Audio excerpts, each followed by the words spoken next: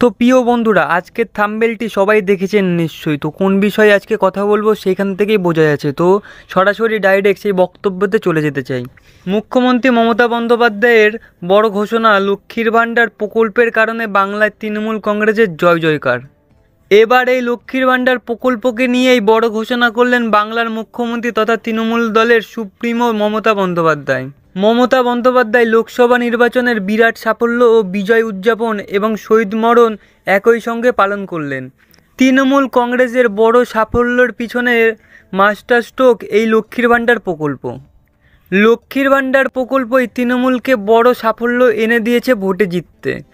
রাজনৈতিক বিশেষজ্ঞরাও মেনে নিয়েছে এই লক্ষ্মীর ভাণ্ডার প্রকল্পের সাফল্যই তৃণমূলের বাংলায় 2021 বিধানসভা ভোটে উত্থান মেনে নিয়েছে। সেই লক্ষ্মীর ভাণ্ডার প্রসঙ্গে 21 জুলাই এর মঞ্চ থেকে মমতা বন্দ্যোপাধ্যায়ের গলায় শোনা গিয়েছিল নানান ঘোষণা। তো বন্ধুরা, কী সেই ঘোষণা এবার এই ভিডিওটির মাধ্যমে আলোচনা করব।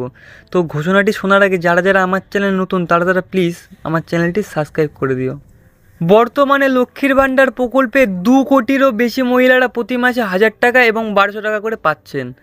উল্লেখ্য, এসসি এসটি ক্যাটাগরির মেয়েরা 1200 টাকা প্রতি মাসে পায় এবং ওবিসি জেনারেল হলে 1000 টাকা করে প্রতি মাসে দেওয়া হয়।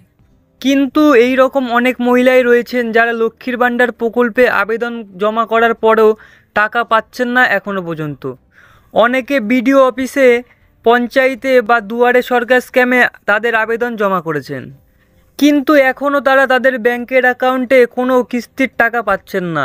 তাদের উদ্দেশ্যে মুখ্যমন্ত্রী মমতা বন্দ্যোপাধ্যায়ের বড় ঘোষণা, লক্ষ্মীর ভাণ্ডার কিছু পড়ে রয়েছে, তারা সকলেই টাকা পাবেন ডিসেম্বর থেকেই।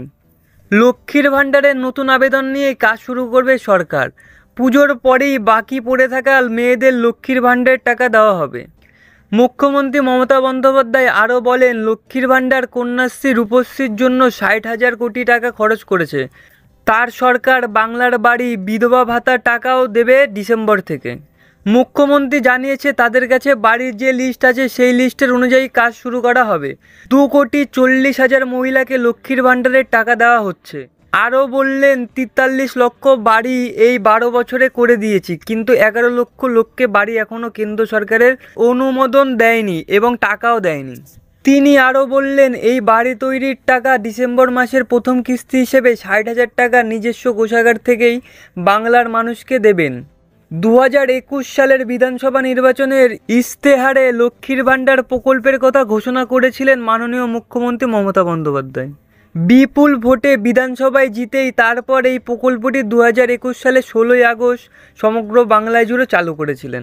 তো বন্ধুরা, আজকের ভিডিওটি এখানেই শেষ করছি। যাদের যাদের টাকা আটকেছে তাদের টাকা ডিসেম্বর মাস থেকে শুরু করবে, মানে পুজোর পরের থেকে শুরু করে দেবে কাজ। এবং আবাস যোজনার ঘরের ব্যাপারেও পুজোর পরের থেকে কাজ শুরু হবে। এই নিয়ে ঘাবড়ানোর কিছু নেই। আমার চ্যানেলের সঙ্গে যুক্ত থাকো, আমার চ্যানেলটি সাবস্ক্রাইব করে দাও পরবর্তী নেক্সট ভিডিও সবার আগে পাওয়ার জন্য। আজকের ভিডিও এখানেই শেষ করছি।